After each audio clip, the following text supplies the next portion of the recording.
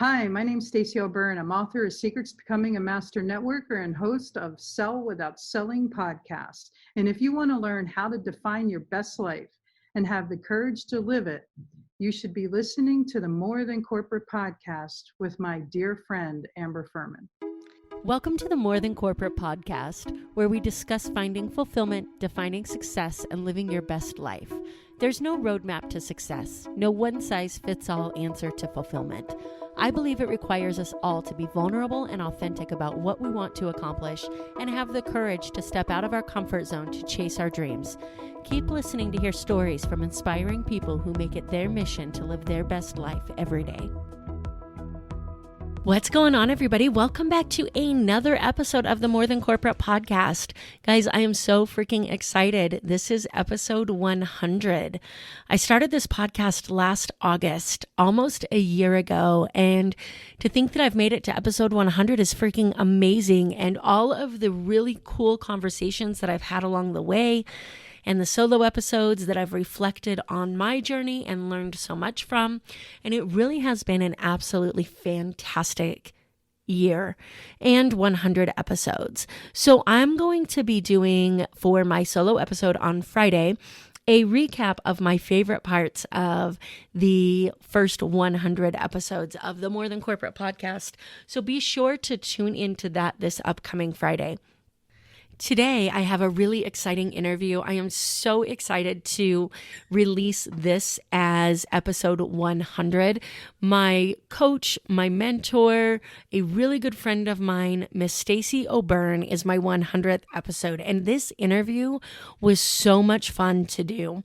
Stacey is one of the nation's leading experts in entrepreneurial transformation, evolution, and success. She is an international InspirActional speaker who specializes in Successology, the science of success. Stacey has authored several best-selling books, with a few being released soon. Her co-authored book with Jack Canfield was released late February, and she also co-authored a book with Jay Abrahams, which is being released late spring. Stacey is a trainer, best-selling author, certified NLP Master Trainer, Team Referral Network San Diego, Phoenix, Arizona, Las Vegas, Nevada, Orange County, and Long Beach, California franchise owner, and a U.S. Army veteran. Stacey has built 2 7-figure businesses and 3 6-figure businesses 100% from networking. She has worked with thousands of entrepreneurs, helping them create the success they desire and deserve. Stacey helps entrepreneurs, salespeople, and business owners make shift happen in their lives, businesses, and bank accounts. If you mean business about business, Stacey can help you make your dreams a reality. Stacey's passion is working with amazing entrepreneurs. I can't say enough good things about Stacey O'Byrne, and no matter what I say, it would not do her justice. So instead, we're just going to go ahead and head into her interview. Before we do that, I want to take just a minute to let you know that my Define Your Life Mastermind is launching again September 1st. We are in the middle of one that previously launched that is just so much fun. So the Define Your Life Mastermind is designed to help you get really, really clear on exactly what it is that you want out of life. What does success mean to you? What does your ideal career look like to you? What does it feel like to have this well-rounded life where everything falls together? So many people start chasing accomplishments, just jumping in and starting to do things without a game plan because they think that the more that they accomplish, the closer that they'll be to that feeling of success. I always compare this to getting in your car and driving to a place that you've never been without any GPS and with your eyes closed. You are never going to get there. You're going to have so many road bumps along the way, and you're very much setting yourself up for this horrible crash landing. So instead of doing that, what if you could get very clear on exactly what you wanted, have the mentorship of not only myself, but other experts in areas related to business, entrepreneurship, well-rounded life, and be able to pick their brains and have the opportunity to learn from them, to have a community of people who are also working on living their best life to support you as you move through your goals. It is an absolutely fantastic opportunity to join a mastermind, to be able to learn what it's all about, define your life, to build a business around the life you want to have, and then have the courage to go out there and execute that plan. I cannot wait to work with you guys. If this is something that you're interested in, go to defineyourlife.morethancorporate.com. You can either sign up there or you can book a call with me so that we can discuss any questions that you have and make sure that we're a good fit together. I'm really, really looking forward to talking to you guys. Without further ado, let's go ahead and jump into this interview with Stacey. Stacey, thank you so much for coming on the show with me. I really appreciate it. Amber, thanks so much for having me. It's a pleasure to be here. I am so excited to have you here. So people heard your intro.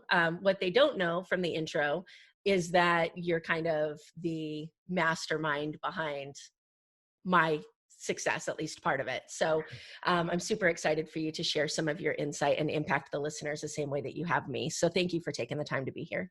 No, thanks so much. I'm excited. So let's go back a little bit. I mean, you have so much in your story that we talked about in the intro, and you're so involved in this world of networking, but also this world of the, neurolinguistic programming, which for those who don't know, I describe as the way the words that we say and the thoughts that we think impact the actions that we take. How did you get into that? Was it always something that you wanted to do, or how did you find that world? So I think neurolinguistics programming actually found me. To make a long story short, as you know, I'm a veteran. And when I got out of the military, diagnosed with 2 different forms of post-traumatic stress.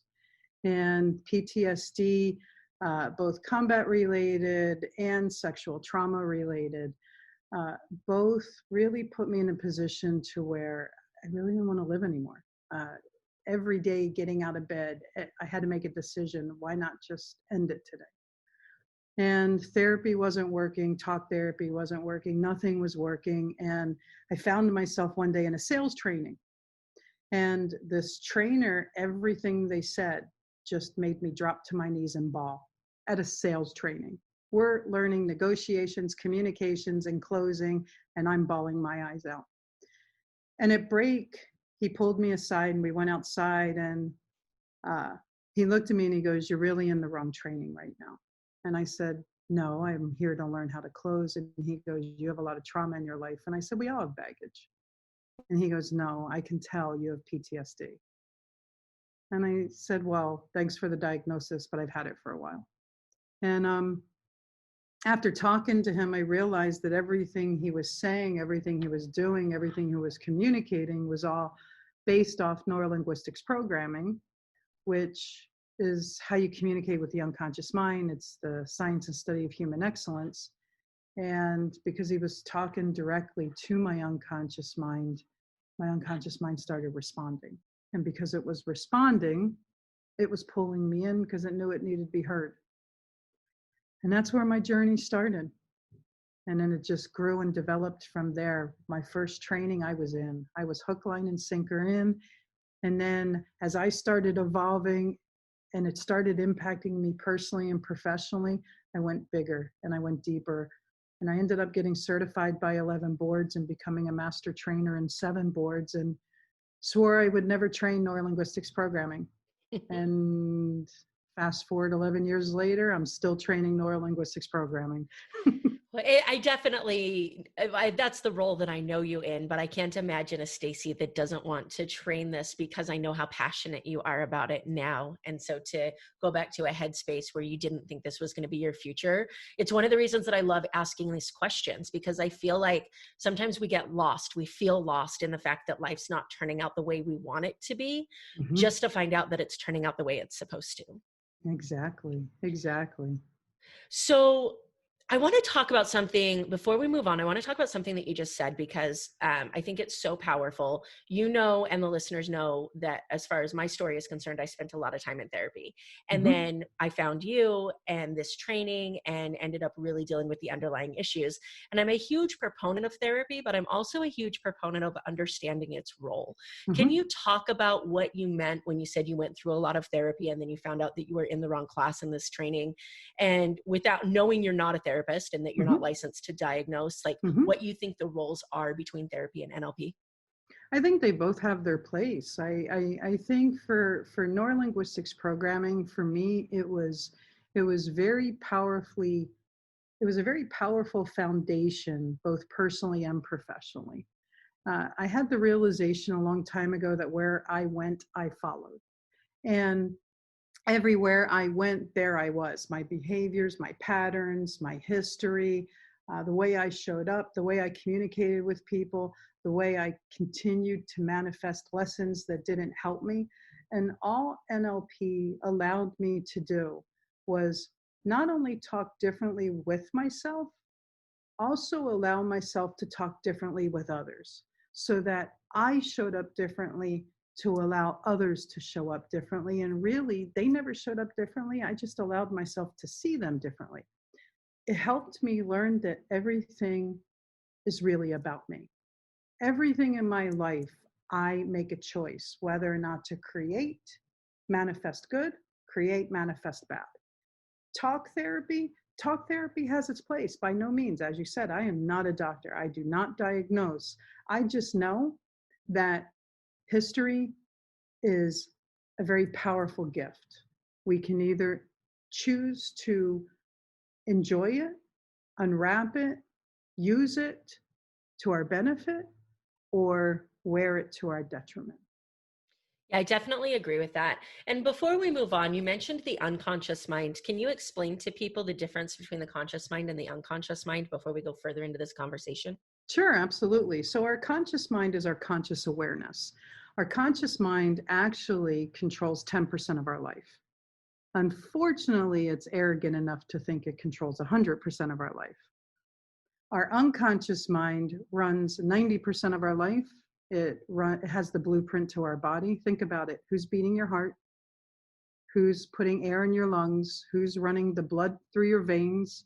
If you had to do it consciously, you'd be dead in 3 minutes because it would look like this. Work, work, talk, talk. Oh, heartbeat. Work, work. Oh, breathe. Oh, work, work, talk. Oh, blood flow. Heartbeat. Oh, crap, I'm dead. That's kind of what it would look like consciously. So our unconscious mind is that voice in our head. And if I may so lovingly call it my favorite phrase for it, it's the itty bitty shitty committee that lives in our head. The voice in the head, the one that we learned a long time ago not to listen to. And fortunately, unfortunately, depending on the relationship you have with it, it either serves you or works against you because it does run 90% of your life. And when you allow yourself to create that conscious unconscious integration, the conscious unconscious awareness, and the two minds start working together, that's where the real magic is.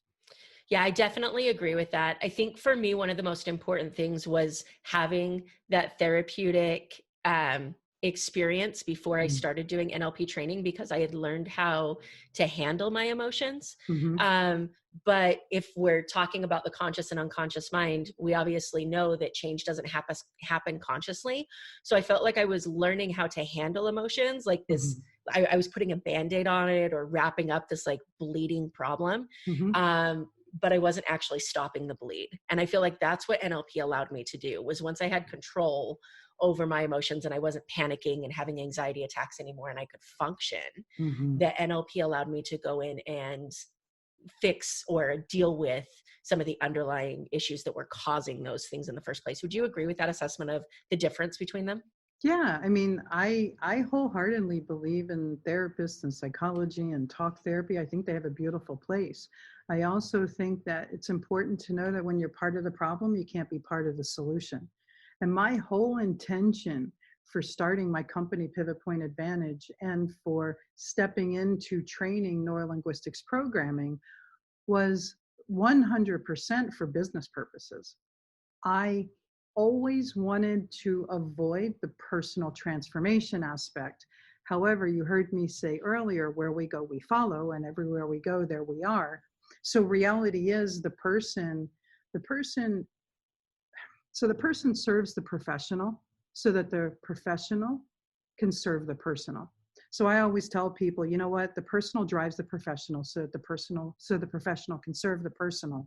And what happens is you get to clean up that personal arena because it's going to show up in every facet, every aspect of your life as a strategy, whether it's a strategy that serves you or works against you.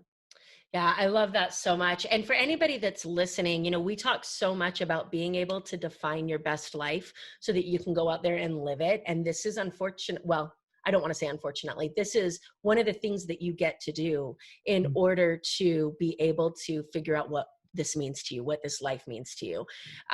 We can't ignore the parts of our life that we don't want to deal with if we want to have that well-rounded experience.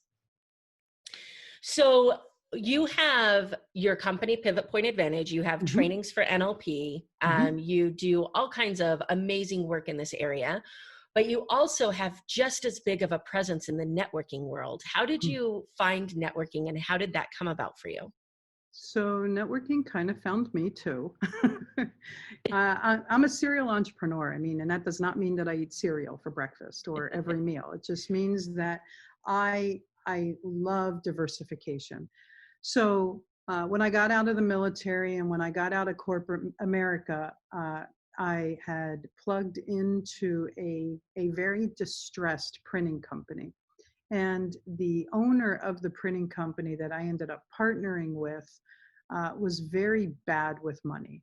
And I had made the decision that I wasn't going to insert my personal finances into that company to market it and to grow it. So I had started going out, venturing into the entrepreneurial world and word of mouth marketing and networking and referral marketing. And it's kind of how I found the networking arena. And because of my studies in human behavior and my studies in neuroscience and neurolinguistics programming, I ended up reverse engineering how the entrepreneur showed up in the environment so that I could work the environment to make it not only work for me, but work for them as well. So that's kind of how I got plugged into it. And within 18 months, I had built a distressed company from $185,000 a year in gross sales, $197,000 in debt, to about a $1.2 million thriving company. And then three and a half years after that, we had it at about 3.6, 3.8 million.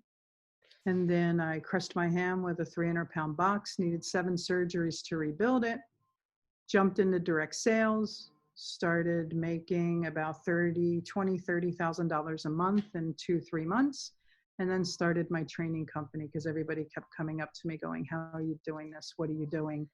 So I started teaching people how to network. And was your networking experience, did that come before or after you started to learn the neuro-linguistic programming side of things? So I had studied NLP. I had been trained in it, certified in it by a multitude of boards.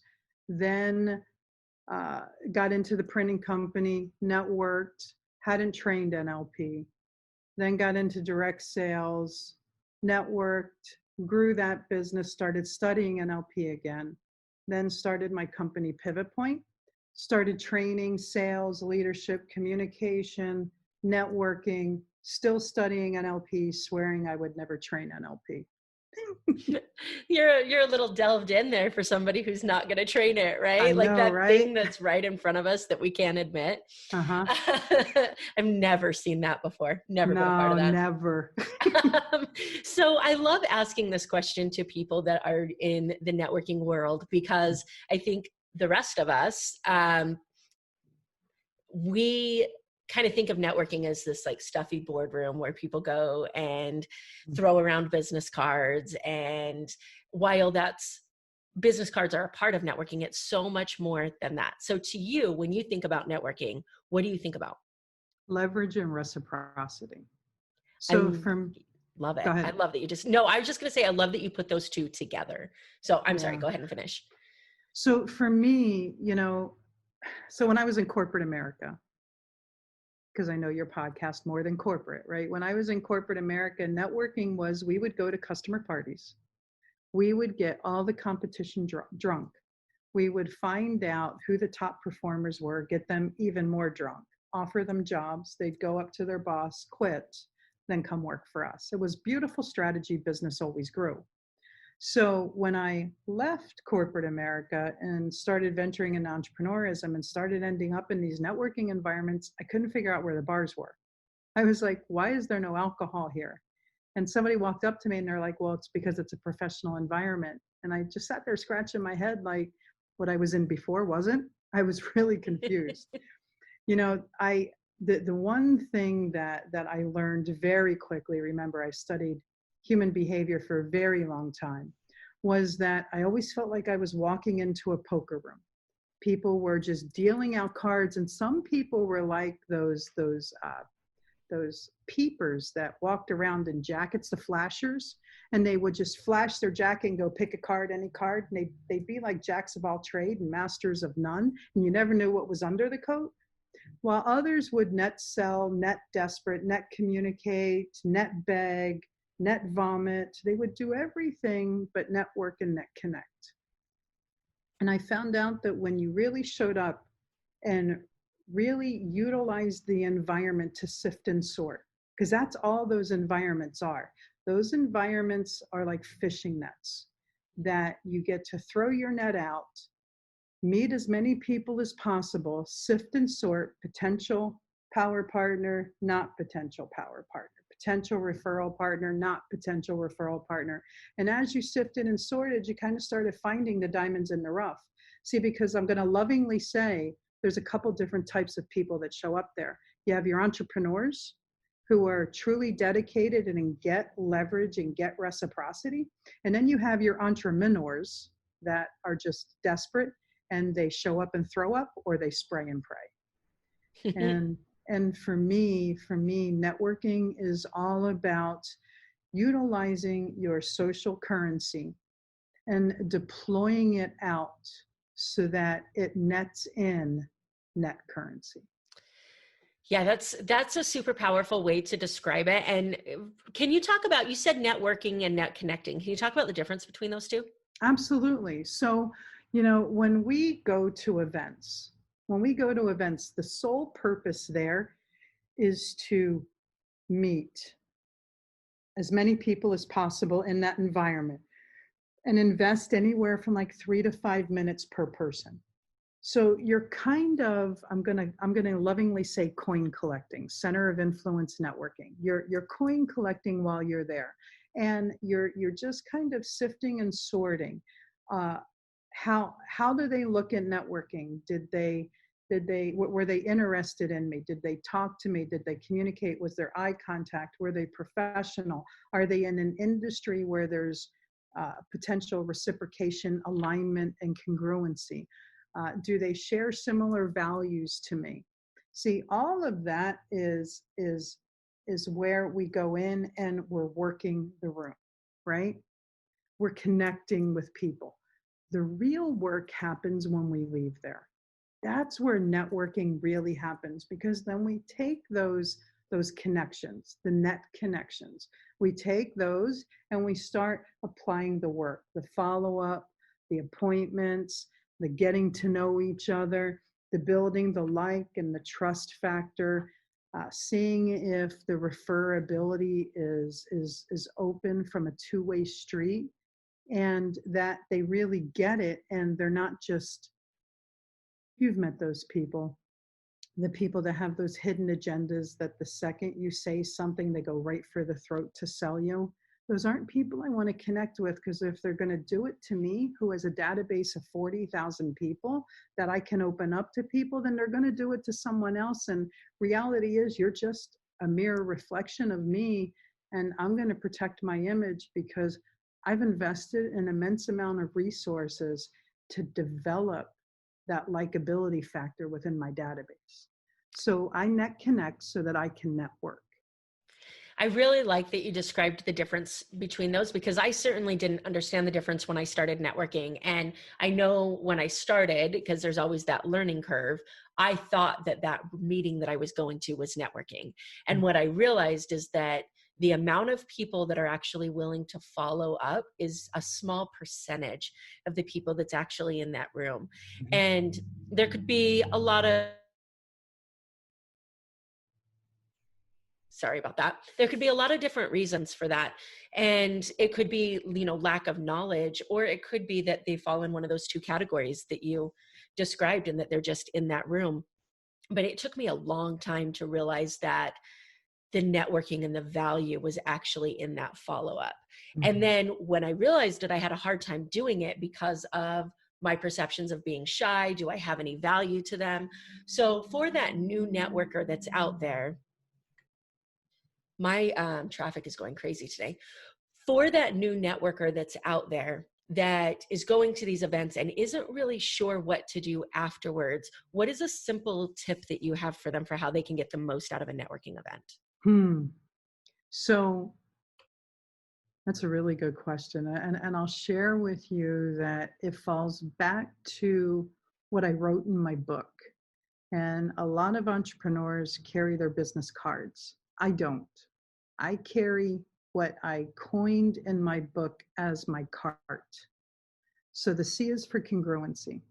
I'm going to show up, and who you're going to meet is me. And what I mean by that is I am 100% congruent with who I am, how I show up, what I do, how I serve. There's full alignment there. The A in the CART system is authenticity. What you see is what you get. You either love me or hate me, and I'm okay either way, right? The next is the R in the CART system, and that's reciprocity. I want to make sure that I earn your trust, earn your like, earn your referrals. And the way I'm going to do that is invest in getting to know who you are, how you do business, what a good referral is for you, and do everything I can to connect the needs, wants, and desires in the world to your products, services, and solutions. And then the last, which is the most difficult for people, that's the transparency. So the transparency part, I guess I like to equate it to one of my favorite metaphors. And I say this very jokingly in training when I used to train networking. So a guy goes out on a date and he finds this incredibly beautiful woman, takes him home, they have an amazing night, wakes up in the morning, and there's this face, like plaster painted on the pillow, and it's all her makeup. And he rolls over to kiss her on the cheek, and what's laying next to him, he doesn't know. And that's because who he brought home isn't who the person really was, because the person hid behind all this makeup, because that's who they thought people would want to see. And what happens is when someone shows up the way that we think they should, or they think people want to see them, eventually who you are is going to get exposed. There's no ands or buts. The real you will eventually stand up. And when that happens, and that other person turns around and goes, "Who are you?" "Oh, I'm just comfortable enough now to show you the real me." And they turn around and go, "But I don't like this you. I want the old you back." Right? So I decided a long time ago, I'm going to be 100% transparent. What you see is what you get. Who you hear is who I am. What I have to say, I'm going to say to you or away from you. And that transparency has been an amazing filter. And also, it's been a vulnerability magnet, because it's allowed other people to be themselves too. I was just going to say that. I was going to ask if when you adopted that philosophy and you started implementing that, if you noticed that, number one, it was easier for you to see through other people that weren't being vulnerable. Mm-hmm. And number two, whether other people felt more comfortable to be themselves around you. Yeah, absolutely. And, you know, it's also lost me some pretty big speaking engagements.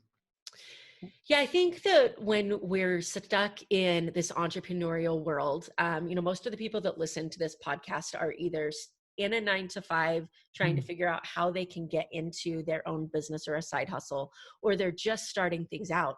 Mm-hmm. And I know that those people feel like every opportunity has to happen. Like you have to grasp on to every single opportunity because you may not have another one come along. And so the fact that you just said that means I know that people need to hear that, because those speaking engagements that you lost were speaking engagements that would have likely lost you so much more business down the road because you wouldn't have been being authentic. And then the people around you would be questioning, well, who am I actually doing business with?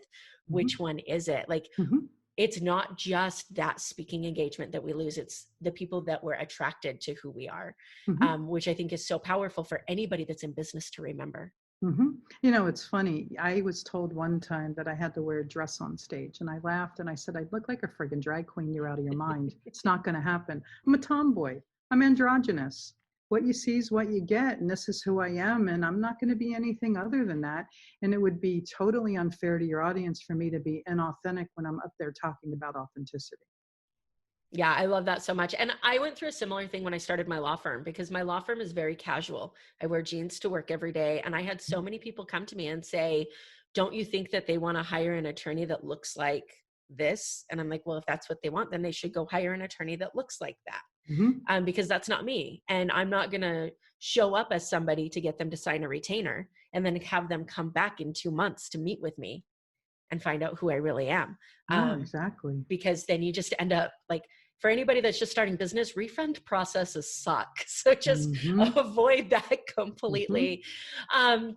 We talk so much about authenticity and vulnerability on this show, but when I think about those things, one of the most powerful things that I've learned recently is somebody said to me once, the problem with the word authentic is that if you're trying to be authentic, you're not. And that hit me really hard, because I have used the word, I'm just trying to be authentic so many times. And then this person said, it's either something that you are or you aren't. And that made me rethink my use of the word authentic and replace it with honesty. Because I think like so many times we talk about authenticity, and what we're really trying to do is be honest with ourselves. Can you kind of talk about the fact that, or the idea behind the lies that we tell ourselves to convince us that we're somebody else? Absolutely. And I'd like to make one point on that authenticity comment. There's no such thing as try. Yoda was an amazing philosopher. You either do or you do not. So you either are or you are not. You either are showing up one way or showing up another way. So it's that try word right there that became the speed bump to the reality. So let's get into your question. The number one person that we lie to the most is ourself. See, our brain is incapable of achieving the difference between truth and fantasy. Science has proven that we were born an empty slate, and we were imprinted between the ages of 0 to 7. So everything that got etched into, I'm just going to call it our computer operating system, got loaded between the ages of 0 to 7. Then at 8 to 13, from 8 to 13, we started practicing that program. It's known as modeling. So what happens is you have an 8-year-old sitting up at the switchboard running the itty bitty shitty committee, right? So this 8-year-old, it listens to everything you tell it. Think about it. The Tooth Fairy, the Easter Bunny, Santa Claus. Sorry if you still, if you fall in that arena where you're a little shocked at what I just said. Amber, I know. I know, it really hurts, but I mean, I don't know. I'm my own Santa anyways, so. There you go. So these 8-year-olds have been programmed to believe everything we tell it. Well, that 8-year-old is sitting in your mind, running the switchboard of the itty bitty shitty committee. So everything you tell it, it's got to believe, because you're the influential parent, you're the influential adult in its life. So when you turn around and say, my favorite thing people say is, I've tried everything and it hasn't worked. And I'll look at them and I'll go, everything? Really? Yeah. So you called the entire phone book of residents in Korea. Well, no, I don't know anybody in Korea. Well, then you haven't tried everything. All right. Well, then let's just go to Arkansas. Did you call all the residents in Arkansas? I don't know anybody in Arkansas. Then you didn't try everything. See, what happens is, and then my next favorite thing to say is, so tell me what you did do. Oh, I called my friend Sally, and I called George, and I called my mom and dad. Oh, and I sent 3 emails. Okay, so that's all you did. 5 things, and that's everything. See, what happens is everything we say we believe. And because we believe it, it shuts us down. And the only person that is going to stop the insanity is you. And that's where that conscious unconscious integration comes from. So when you learn to get really real with yourself, when you learn to expose your blind spots, what you didn't know that you didn't know, so that now you know, so that now you can do something about what you didn't know because now you know, you can then step into getting out of your way so you can get on your way so that you can have your way. There's so much there. And I really hope that people go back and listen to what you just said, because we talk about comfort zones so much. And this comfort zone idea, we talk about getting out of it and all of that stuff, but this is the first opportunity for people to hear why our comfort zones exist. Like the fact that they're created by this 8-year-old that's in our head. And for those people that need a visual, the reason I started laughing when you were talking is for those people that need a visual. I ran across the Listen Linda video again a couple of days ago. And now that I know what I know about neurolinguistic programming, I actually sent that video to a mutual friend of ours and said, doesn't this sound like what your unconscious mind sounds like when you finally listen to it for the first time? Like, listen, Linda, listen to me. And so that voice in your head, anybody who has, like, you do something that scares you and then you want another taste of that because you didn't die, or you finally take a deep breath and admit something that you've been denying to yourself, and all of a sudden all these other things come up, like that's your Listen Linda inside your head saying, here I am. And people are finally getting to hear some of the reasons behind why those exist. And I will say, I want to comment really quickly, because I used to have this horrible relationship with fear. And even up until recently, silence that fear and move on. But somebody described it to me as that fear in your head is doing, that loves you more than anything. It just doesn't realize that what you're afraid of could actually improve your life. It's afraid for you because it thinks that's what's best for you. And it's our job to figure out whether that's actually a true statement or not. So that's an amazing comment. Yeah, I fall in between, because the people who listen know my story. You know my story about pushing through fear. But there are some fears that we're not meant to push through. And I think it's important that we focus on our conscious mind enough and have people like you, a coach in our lives, to help us understand the difference. So you mentioned something earlier that I would love for you to comment on, and that was you can't be part of the you can't be part of the solution if you're part of the problem. And that is a phrase that runs through my head all the time when I think that I can run my own life.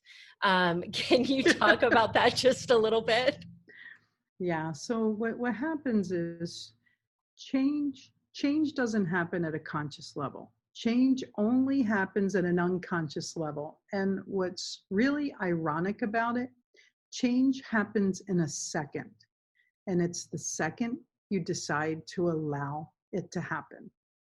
But what happens is as you mentioned, we get so immersed, so entrenched in our gray zone, in our comfort zone, where we get stuck there because it's what we know. It's where we're comfortable. No matter how uncomfortable we are in this gray zone, we stay there because we know that discomfort far more than we know what's outside of that discomfort. So no matter how uncomfortable that comfortable zone is, doesn't matter if you're living paycheck to paycheck, doesn't matter if you're in an abusive relationship, or if you're in a dysfunctional relationship, or if your boss is yelling at you, or if you're not making ends meet, it's what you know, so you'll stay there.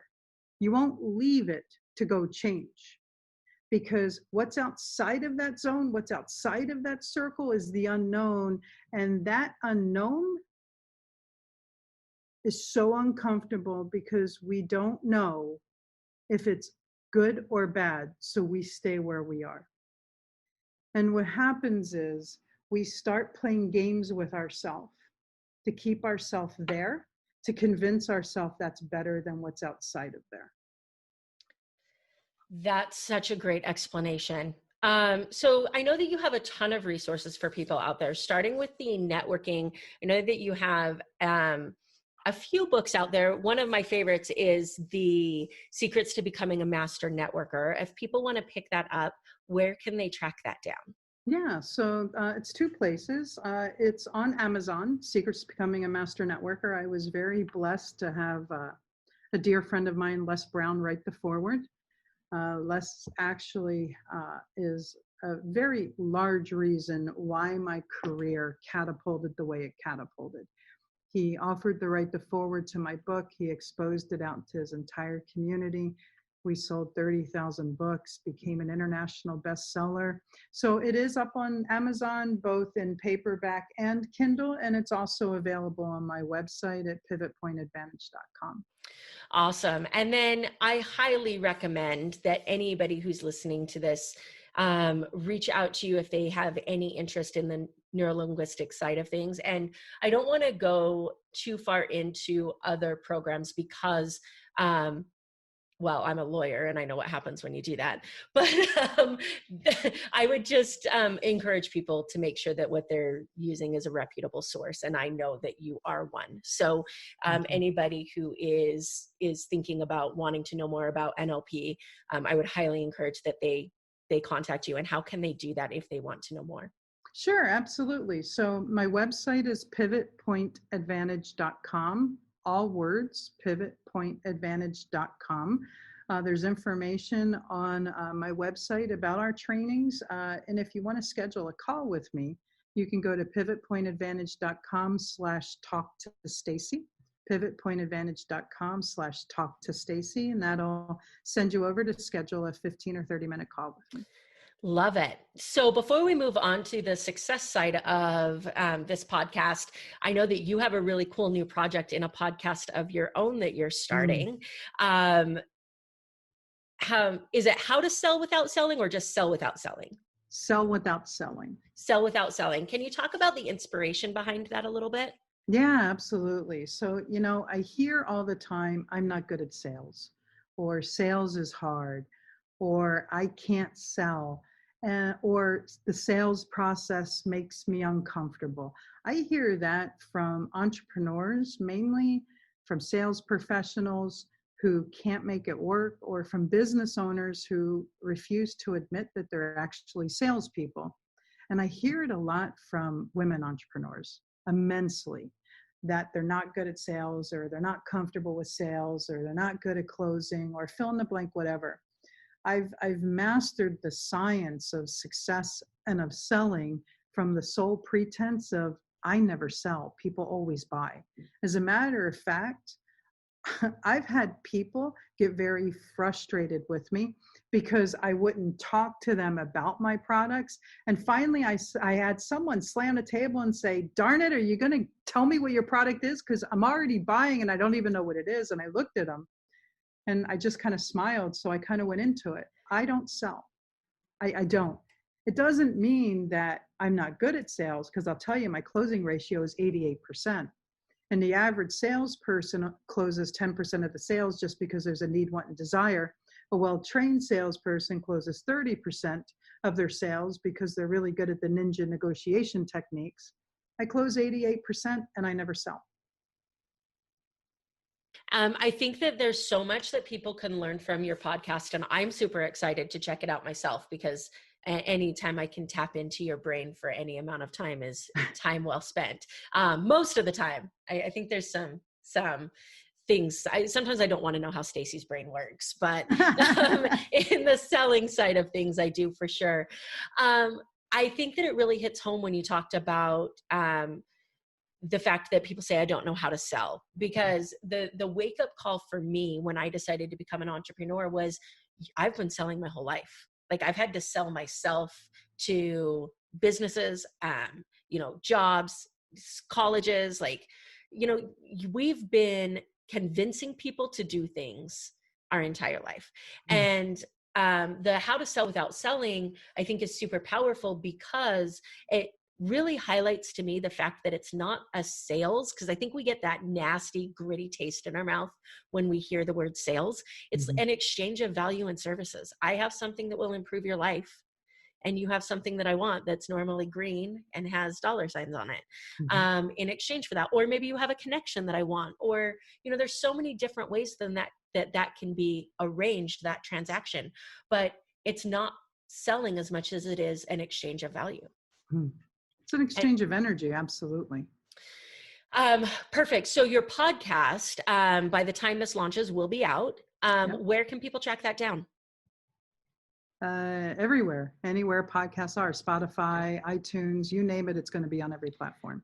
Perfect. So we'll go ahead and post links to those in the show notes for everybody who wants to check that out as well. So I want to ask you really quickly, because this is the More Than Corporate podcast about defining your own idea of success. And so I ask every one of my guests this question: what specifically does success mean to you? And how has that definition changed throughout your life? Wow, that's a phenomenal question. And it's an easy one for me to answer today. So for me, success is thriving in every area of my life where I am playing full out in a state of excellence. In every area of my life, every second of every minute of every day, I strive to be the best person I can be that day in that area. To me, success is well-rounded. It's where I show up holistically in a state of excellence and in a state of service and in a state of presence and being. That's me today, and how it's evolved over time. Oh, and I probably left out the most important foundation. Not only in a state of excellence, a state of presence, a state of being, also 100% in service and of integrity. To me, that's success today. Before, the younger Stacey, it was money. Money defined me. Money defined me so much so that nothing else mattered. And I learned a long time ago, and through a very painful lesson, I'll share with you that I'm very educated.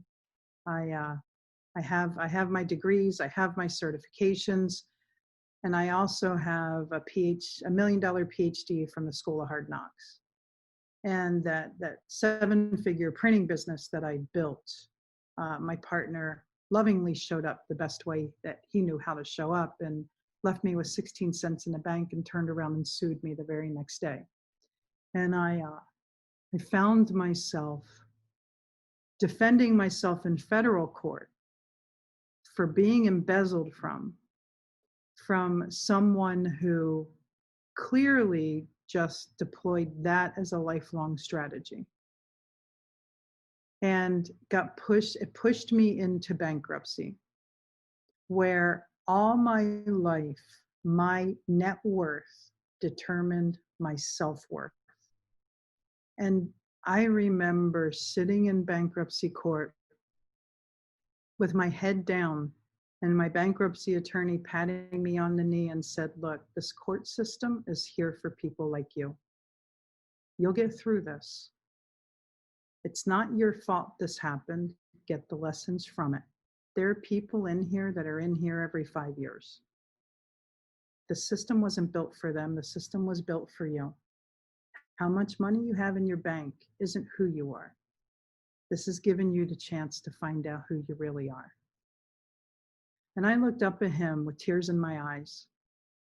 And that was probably the best gift anybody could have given me at that time. And it made me realize that how much I have isn't who I am. And it helped me to learn there was so much more to life than what's in my bank account.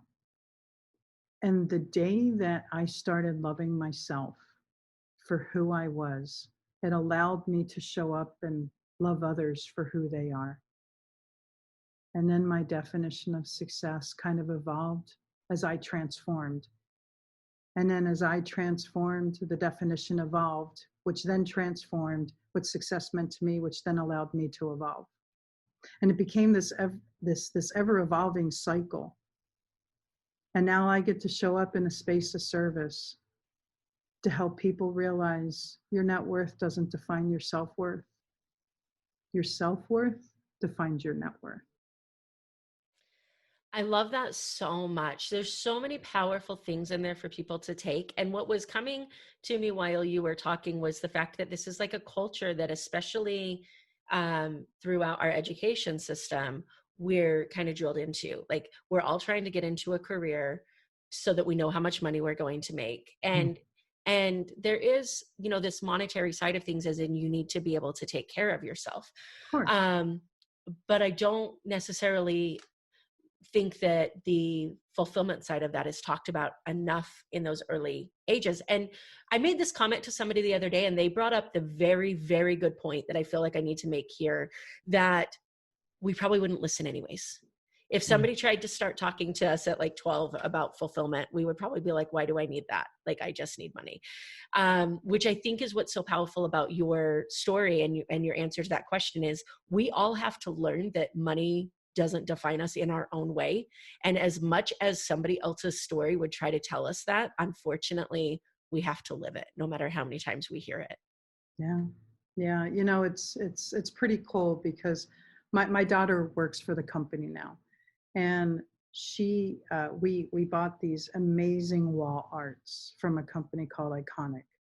And I let her hand select the wall art for her wall. And she picked out the wall art of greatness. And I asked her why she did that. And she said, Mom, because all my friends say that everything I have is given to me. And that sign reminds me to show up to be the best I can be so that I can earn everything I get. You have a pretty remarkable daughter. I'm blessed. I really am. I'm very blessed. Yeah, she's pretty remarkable. I want to follow up this conversation with this idea of fulfillment. One of the things that came to me after I started this podcast, it became very clear to me that the words success and fulfillment were being interchanged in a way that they're not really necessarily interchangeable. Like, one, they are very different ideas, yet we use them for very similar feelings and experiences. So for you, what is the relationship between success and fulfillment? Does one come before the other, or are they completely unrelated in your world? Chicken and the egg, huh? So for me, they are oppositely synonymous. How's that? The attorney in me is loving the evasion of this question. So let me explain to you what I mean by oppositely synonymous. So I believe wholeheartedly, without a shadow of a doubt, that I could never, ever achieve the levels of success that I have today and be of service to so many so that they can achieve the levels of success that they've always desired, dreamed of, and deserved, unless I take the time on a daily, weekly basis to continually self-fulfill, plug in, so that I can get in tune with my grounding, my peace, my harmony, my presence. And that's how they're synonymous. How they're opposite is that biggest gift I gave, the lesson that my net worth didn't determine my self-worth, taught me that as long as I have me, the most resourceful person in my life who runs my life, everything is attainable, everything is possible, and everything is achievable. And it all starts with me. And the only way I exist is if I'm present, humble, full of gratitude, and grounded. Wow, that's powerful. We talked so much about comfort zones and fear earlier, but I do want to ask, because no matter how comfortable you get with being uncomfortable, there are still those moments where you find yourself on that ledge wondering how you're going to accomplish something.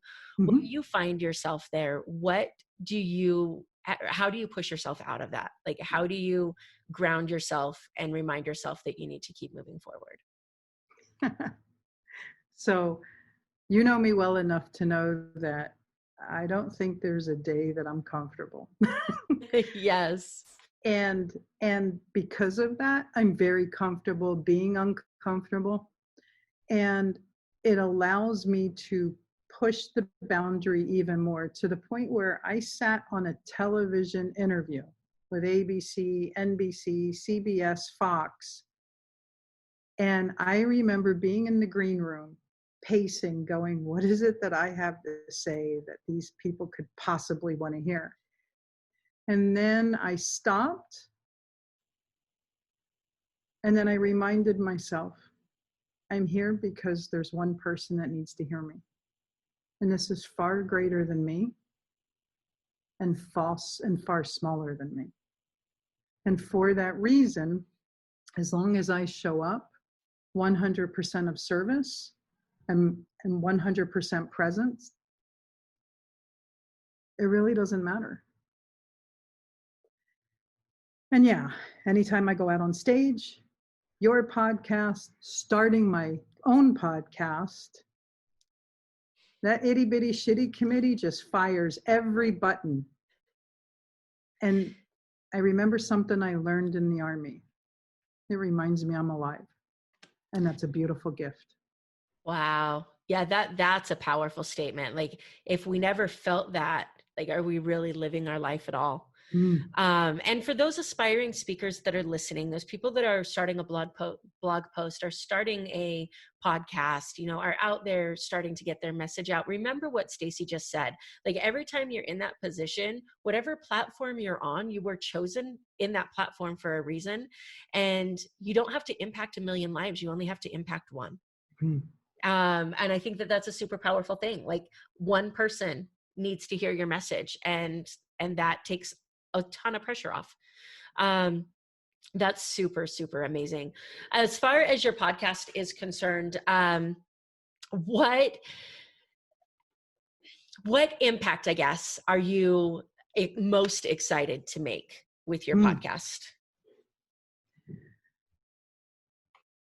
I think that's a really easy question to answer in a very complex way. How's that? So I'm really excited. My entire life, the mission of my company is based on one foundation, and that's transform the world. And that is a big mission. And the only way I can do that is to impact someone who's willing to impact someone who wants to impact someone. So I just want to touch one life who wants to touch another life.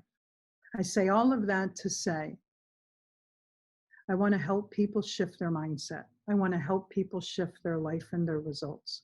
I want to help people get out of their way so that they can have their way, so that they can get on their way. I want to help people make shift happen.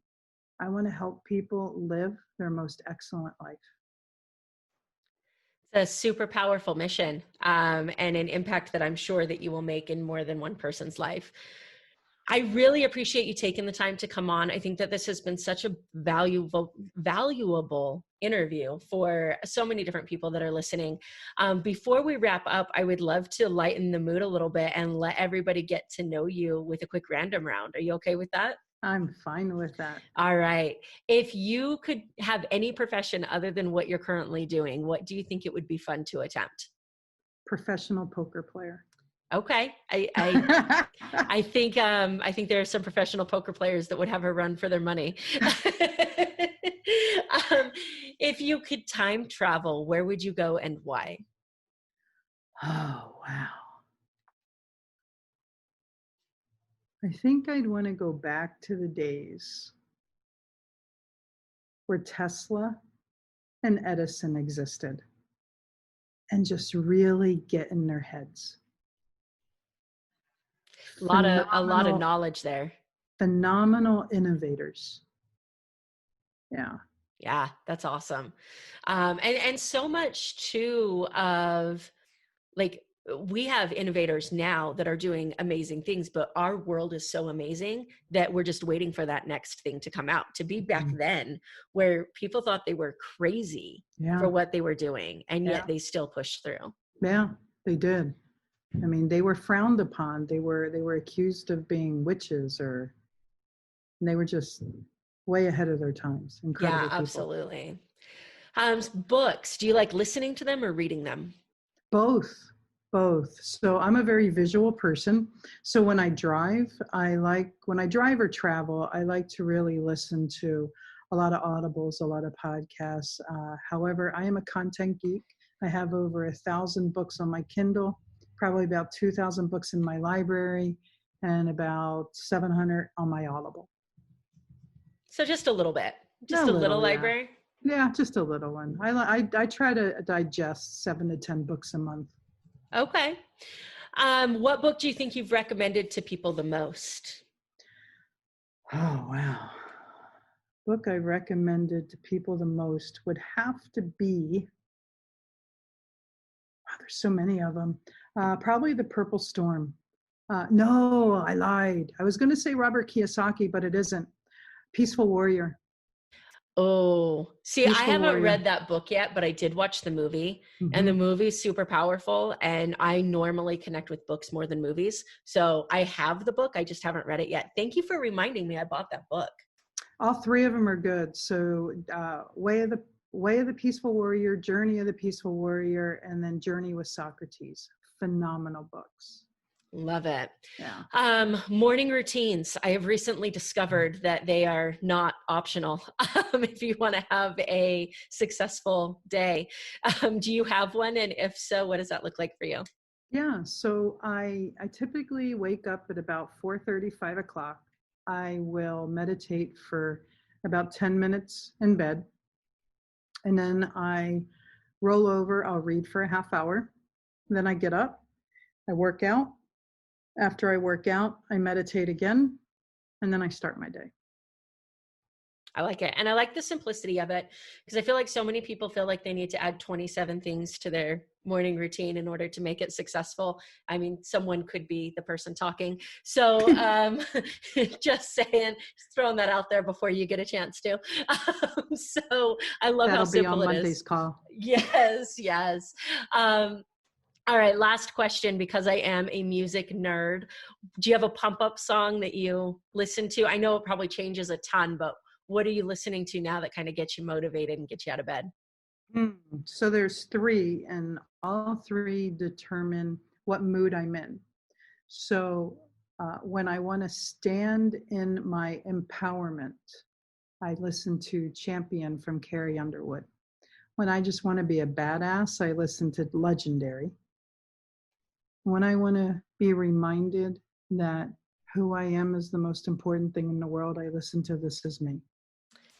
So you can tell that some of the guests that we've had on this show know Stacey, because I think that I have gotten that answer in one form or another more than once when I asked that question for guests of the show, because we are all so impacted by the place that you have in our lives, and anybody who has spent any time with you knows that, you know, songs become an important part of our training world. And so there's a bunch of power in music, and I think that those 3 songs are super, super powerful.